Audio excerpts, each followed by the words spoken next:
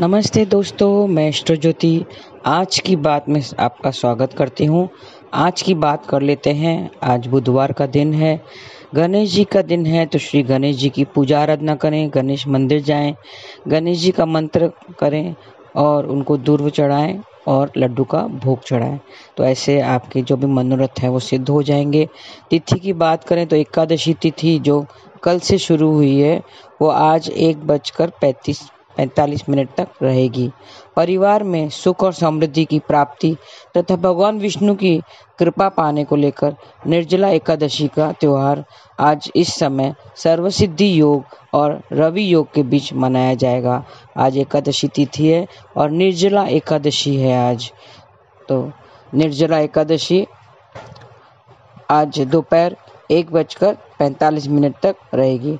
निर्जला एकादशी पर सर्वसिद्धि योग और रवि योग बन रहा है और ये निर्जला एकादशी का व्रत सभी मनोकामनाओं को पूर्ण करने वाला है। आइए इसका महत्व जान लेते हैं।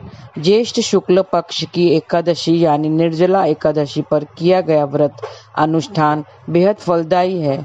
इस दिन किए गए पूजन व दान पुण्य से अक्षय पुण्य की प्राप्ति होती है। मान्यता है कि भगवान विष्णु का आशीर्वाद दिलाने वाले सभी एकादशी व्रत में निर्जला एकादशी व्रत सबसे कठिन होता है। वैसे साल में 24 एकादशी होती है। अगर आप साल की बात करें तो 24 एकादशी का व्रत नहीं पाते तो इस एक व्रत को करके मात्र से ही आप सारा पुण्य कमा सकते हैं। सिर्फ ये अगर आपने निर्जला एकादशी रख लिया तो आपको 24 एकादशियों का व्रत का पुण्य मिलेगा। सभी एकादशियों पर हिंदू धर्म में आस्था रखने वाला भगवान विष्णु की पूजा करते हैं और उपवास रखते हैं। मान्यता है कि इस दिन व्रत रखने, पूजा और दान करने से व्रती जीवन में सुख समृद्धि और भोग करते हुए अंत समय में मोक्ष को प्राप्त होता है। लेकिन इन सभी एकादशियों में से एक ऐसी एकादशी भी है जिसमें व्रत रखकर साल भर की एकादशियों का जितना पुण्य कमाया जा सकता है। यह है ज्येष्ठ मास के शुक्ल पक्ष की एकादशी। इसे निर्जला एकादशी कहा गया है। पौराणिक कथाओं के अनुसार महाभारत के संदर्भ में निर्जला एकादशी की कथा मिलती है जो इस प्रकार है। सभी पांडवों को धर्म, अर्थ, काम और मोक्ष प्राप्ति के लिए महर्षि वेद व्यास ने एकादशी व्रत का संकल्प करवाया। अब माता कुंती और द्रौपदी सहित सभी एकादशी का व्रत रखते थे, लेकिन भीम जो कि गदा चलाने और खाने पीने में के मामले में काफी प्रसिद्ध थे, कहने के का मतलब है कि भीम बहुत ही विशालकाय और ताकतवर थे, लेकिन उन्हें भूख बहुत लगती थी और भूख बर्दाश्त नहीं होती थी। इसके लिए उनके लिए महीने में 2 दिन उपवास रखना बहुत कठिन हुआ करता था। जब पूरे परिवार का उन पर व्रत करने के लिए दबाव पड़ने लगा तो वे इस युक्ति ढूंढने के लगे और उनको भूखा न रहना पड़े और उपवास का पुण्य भी मिल जाए। अपने उदर पर आई इस विपत्ति का समाधान भी उन्होंने महर्षि वेदव्यास से ही जाना। भीम पूछने लगे कि पितामह, मेरे परिवार के सभी सदस्य एकादशी का उपवास रखते हैं और मुझ पर भी दबाव बनाते हैं, लेकिन मैं धर्म, कर्म, पूजा पाठ, दान आदि तो कर सकता हूँ, लेकिन उपवास रखना मेरे सामर्थ्य की बात नहीं है। मेरे पेट के अंदर वृक्क नामक जठराग्नि है जिसे शांत करने के लिए मुझे अत्यधिक भोजन की आवश्यकता होती है। मैं भोजन के बिना नहीं रह सकता। तो वेद व्यास जी ने कहा कि भीम, यदि तुम स्वर्ग और नरक में यकीन रखते हो तो तुम्हारे लिए भी यह व्रत करना आवश्यक है। इस पर भीम की चिंता और भी बढ़ गई। उसने व्यास से कहा, हे ऋषि, कोई ऐसा उपवास बताने की कृपा करें जिसे साल में एक बार रखने से ही मोक्ष की प्राप्ति हो। इस पर महर्षि वेदव्यास ने गदाधारी भीम को कहा कि हे वत्स, यह उपवास है तो बड़ा कठिन, लेकिन इसे रखने से तुम्हें सभी एकादशियों के उपवास का फल प्राप्त हो जाएगा। उन्होंने कहा कि इस उपवास के पुण्य के बारे में स्वयं भगवान श्री कृष्ण ने मुझे बताया। तुम ज्येष्ठ मास में शुक्ल पक्ष की एकादशी का उपवास करो। इसमें स्नान के अलावा जल का ग्रहण नहीं किया जाता। एकादशी की तिथि पर निर्जला उपवास रखकर भगवान केशव यानी श्री हरि की पूजा करना और अगले दिन स्नानादि कर ब्राह्मणों को दान दक्षिणा देकर भोजन करवाकर फिर स्वयं भोजन करना। इस प्रकार तुम्हें केवल एक दिन के उपवास से ही साल भर के उपवासों जितना पुण्य मिलेगा। महर्षि वेदव्यास के बताने पर भीम ने यही उपवास रखा और मोक्ष की प्राप्ति की। भीम द्वारा उपवास रखे जाने के कारण ही निर्जला एकादशी को भीमसेनी एकादशी, और चूंकि पांडवों ने भी इस दिन का उपवास रखा था तो इस कारण इसे पांडव एकादशी भी कहा जाता है। जैसे कि महर्षि वेदव्यास ने भीम को बताया था कि एकादशी का यह उपवास निर्जल रहकर करना होता है। इसके लिए इसे रखना बहुत कठिन होता है, क्योंकि एक तो इसमें पानी तक पीने की मनाही होती है और दूसरा एकादशी के उपवास को द्वादशी के दिन सूर्योदय के पश्चात खोला जाता है। अंत इसकी समावधि भी काफी लंबी हो जाती है। सभी व्रत उपवासों में निर्जला एकादशी को सबसे श्रेष्ठ माना जाता है। इसके लिए पूरे यत्न के साथ इस व्रत को करना चाहिए। व्रत करने से पहले भगवान से प्रार्थना करनी चाहिए कि हे प्रभु, आपकी दया दृष्टि मुझ पर बनी रहे, मेरे समस्त पाप नष्ट हो। निर्जला एकादशी के दिन भगवान विष्णु की पूजा करें और एकादशी के सूर्योदय से लेकर द्वादशी के सूर्योदय तक अन्न व जल का त्याग करें। अन्न, वस्त्र, जूते आदि का आपकी क्षमता अनुसार दान कर सकते हैं।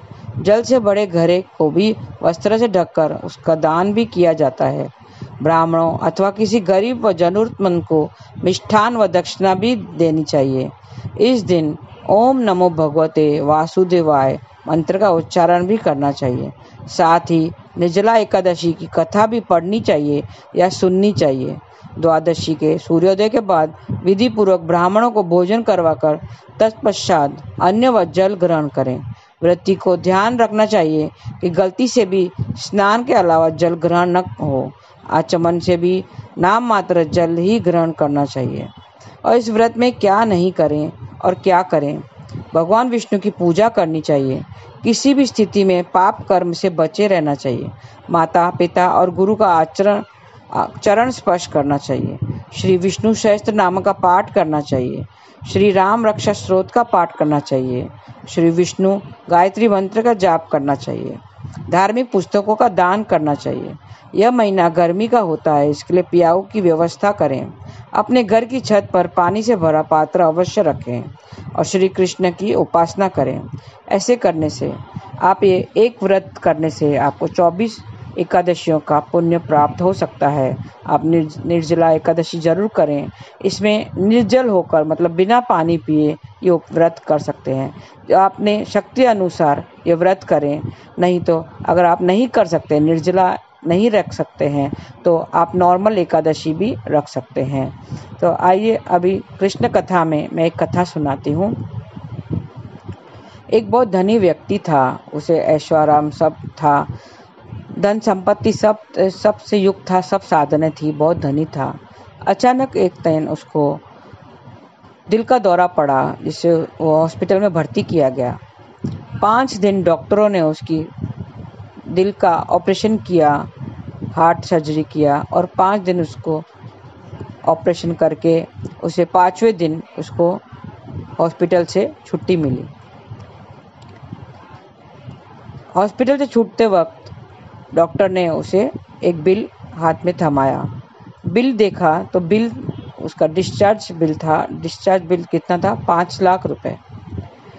जैसे ही उसने बिल देखा, वो धनी व्यक्ति ने बिल देखा तो उसके आंख में से आंसू निकल आए। वो फुट फुट कर रोने लगा। डॉक्टर ने पूछा, क्यों रो रहे हो? ये ज़्यादा तो नहीं है, कुछ कम करवा दूं, डिस्काउंट वगैरह करवाऊं? 10-20 हज़ार डिस्काउंट हो सकता है अगर आप चाहें तो वो धनी व्यक्ति ने कहा, नहीं, मैं ये बिल के अमाउंट के लिए नहीं रो रहा हूँ। 5 लाख तो मेरे लिए मामूली बात है। 5 लाख का 10 लाख होता तो भी मैं दे देता। तो डॉक्टर ने कहा कि फिर क्यों रो रहे हो? उस धनी व्यक्ति ने कहा, आपने मुझे मेरे दिल का ध्यान रखा, 5 दिन तक दिल का मेरा ध्यान रखा, उसे ठीक व्यवस्था में, ठीक कंडीशन में रखा। उसके लिए आपने मुझे 5 लाख का बिल थमाया। और जिस ईश्वर ने मुझे 60 साल तक जीवित रखा, 60 साल तक, और वो 9 महीने जो मैं माँ के कोख में था, आप जानते हैं आपके माँ के कोख में आप कौन जीवित रखता है? खाना पीना कौन देता है? माँ देती है? नहीं, वो ईश्वर ही देता है, हमें बढ़ाता है। और 9 महीना भी जो कोख में जो हम पलते हैं, वो हमारे ईश्वर ही हमारा ख्याल रखता है, हमारा खाना पीने का व्यवस्था करता है। तो वो डॉक्टर को कहने लगा कि जो इसने 9 महीने मेरा ध्यान रखा और 60 साल तक, जो बचपन से लेके अभी तक 60 वर्ष हो गए, 60 साल तक उसने मेरा दिल का ध्यान रखा, दिल को खराब नहीं होने दिया, मेरे दिल का इतना ध्यान रखा। उसने मुझसे आज तक 1 रुपया नहीं मांगा और मैंने भी कभी ध्यान नहीं दिया और ना ही उसे कभी शुक्रिया अदा भी किया। तो इसलिए मैं रो रहा हूँ। तो ऐसी बात है कि हम अपने पूरे जीवन काल में भगवान को याद ही नहीं करते हैं, जो हमारे दिल को, अगर डॉक्टरों ने 5 दिन तक उसका ख्याल रखा, दिल का ख्याल रखा, पार्ट्स का, ऑर्गन्स का ख्याल रखा, उसका 5 लाख का बिल उसने मांगा। और जो हमारे इतने 60 साल तक हमें जीवित रखते हैं, दिल का ख्याल 60, 70, 80 साल हमें जीवित रखता है, हमारे सारे ऑर्गन्स का ध्यान रखता है, हमें दिल का ध्यान रखता है, हमें खाना पीना सब देता है, उस ईश्वर को ना तो हम ध्यान देते हैं और ना ही धन्यवाद ही करते हैं और ना ही उसके निमित्त कुछ हम दान दक्षिणा देते हैं। तो हमें ये करना चाहिए, हमें नाम जाप करना चाहिए, हर समय हमें थैंक यू कृष्णा करना चाहिए, उसे हम धन्यवाद करना चाहिए, क्योंकि जिस ईश्वर ने हमें अब तक जीवित रखा है उसको हम लोग जरूर धन्यवाद कुछ तो बदले में बनता ही है। तो हमने कभी ध्यान दिया है इस बात में? हमें थैंक यू कृष्णा करना चाहिए। हम सुबह उठें, थैंक यू कृष्णा, हमें हमारे सामने नाश्ता आता है, थैंक यू कृष्णा, हम घर से बाहर निकलते हैं, थैंक यू कृष्णा, इतना अच्छा नेचर, इतना अच्छा मौसम दिया है, नेचर दिया है, झाड़ सब दिए हैं, तो थैंक यू कृष्णा। हमारे सामने खाना आता है तो हाथ जोड़कर करना चाहिए, थैंक यू कृष्णा। हर वक्त हमें धन्यवाद करना चाहिए, क्योंकि वो ही है जिसने हमें जिंदा रखा है, हमें इतनी शक्ति देता है कि हम काम कर सके, हमारे हाथ पैर सब सलामत रखे हैं, लेकिन 1 रुपया नहीं मांगा उसने। जबकि अगर डॉक्टरों के पास जाएंगे तो वही 5 दिन का 5 लाख रुपए वो लोग ले लेते हैं, 10 लाख ले लेते हैं। तो हमें हमेशा कृष्णा को धन्यवाद करना चाहिए और उसे कृतज्ञ होना चाहिए और हमें नाम जाप करना चाहिए, हरे कृष्णा कृष्ण कृष्ण हरे हरे, हरे राम राम राम हरे हरे। ऐसा करके, सिर्फ नाम जाप करके ही हम अपने पापों से छूट जाएंगे और जो भी दुख है हमें आगे दुख नहीं आएगा और हम मोक्ष की प्राप्ति होगी। तो आज का दिन आपका शुभ रहे। धन्यवाद। हरे कृष्ण।